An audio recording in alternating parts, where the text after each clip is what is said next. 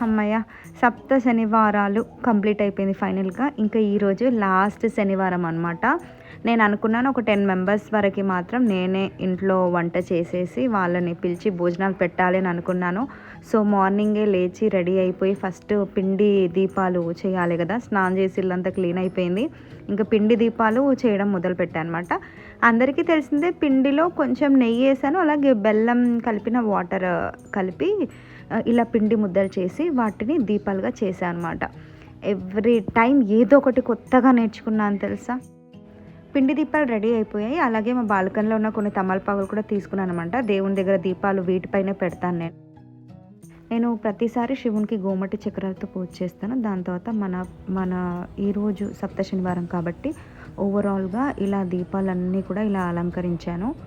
కింద తమలపాకులు పెట్టి పైన పిండి దీపాలు పెట్టి మధ్యలో ఒత్తులు పెట్టి ఫ్లవర్స్తో డెకరేట్ చేసి కొన్ని తులసి ఆకులు కూడా పెట్టానన్నమాట. ప్రసాదం వచ్చేసి బెల్లం, వడపప్పు, పానకం, అరటిపళ్ళు, మామిడి పళ్ళు, నేరేడు పండ్లు, తర్వాత నువ్వుల ఉండలు 7 పెట్టాను. దీంతోపాటు ఇంకా నేను తర్వాత ఫుడ్ ప్రిపేర్ చేశాను. పూజ అయిపోయాక ఫుడ్ ఏదైతే వండానో అవన్నీ కూడా మళ్ళీ దేవుడి దగ్గర పెట్టాను. నేను టెంకాయలు కూడా యాడ్ చేశాను అనమాట.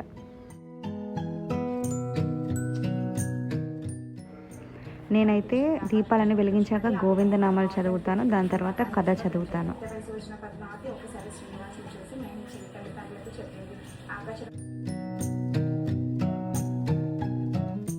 ఏం చేస్తారు అత్తయ్య?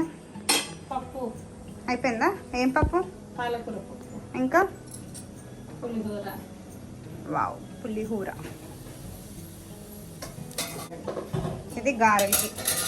మా ఇంటి ఆడపడుచు ఎవరేమని ఇంట్లో అలుగుతాడు అనమాట. దా ఆడపడుచు.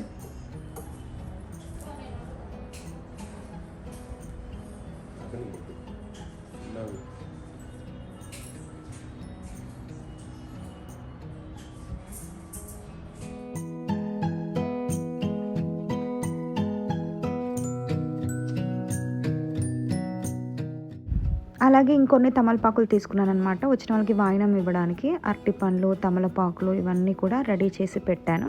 అలాగే ఒక చిన్న రిటర్న్ గిఫ్ట్ కూడా యాడ్ చేశాను అనమాట.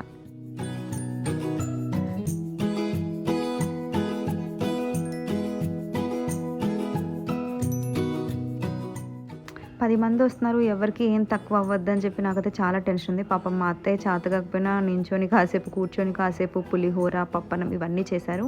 తను వంటలు చాలా బాగా చేస్తారు.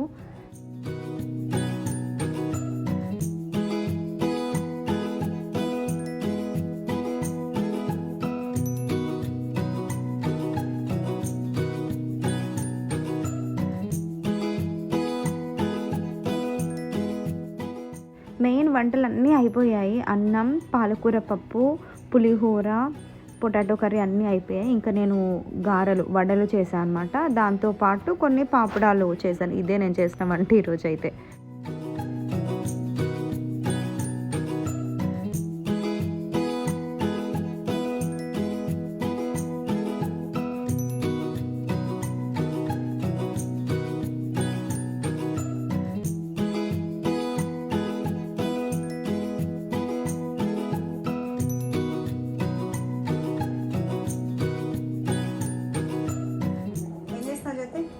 ఆలు ఫ్రై అయింది, గారెలు వేస్తున్నాం మేడం. చెయ్యి.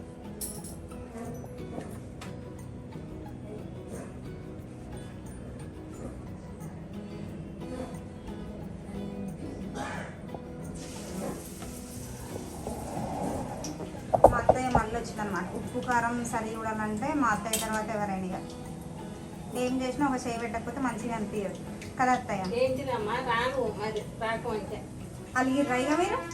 మంచిగా చేస్తారని అంటే కూడా అలుగుతారా ఇక? ఉప్పు వేస్తే నలుగురు తినేది మంచిగా ఉండాలి అంతే. అది సరే విన్నా అత్తయ్య. నేను ఎంత ఉప్పు వేసినా మీరు కొంచెం వేస్తేనే మంచిగా అవుతుంది అది.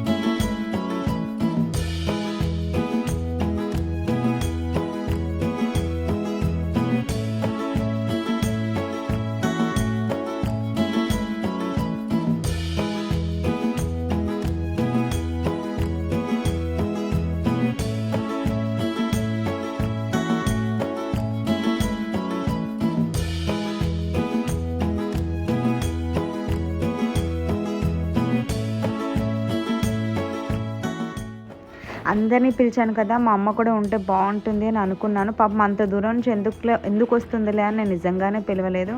బట్ ఏదో దేవుడు పిలిచినట్టు ఆ రోజు మా అమ్మ మా చెల్లి కూడా వచ్చారు. నాకు చాలా హ్యాపీ అనిపించింది. అమ్మకి, అత్తయ్యకి, చెల్లికి నేనే వడ్డించాను, వాళ్ళు తిన్నారు.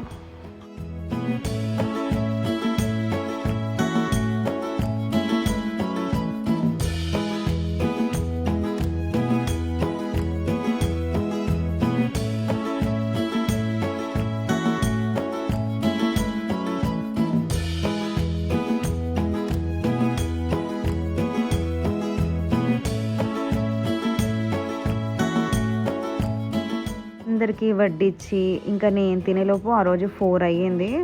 వంటలు మాత్రం చాలా బాగైనాయి. ఏదైనా కానీ మన ప్రసాదాల ముందు ఏ ఫుడ్ సరిపోదని అనిపించింది.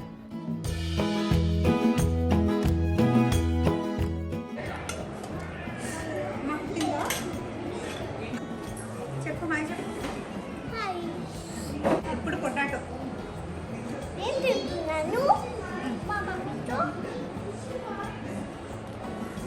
నెయ్యి అనుకుంటా.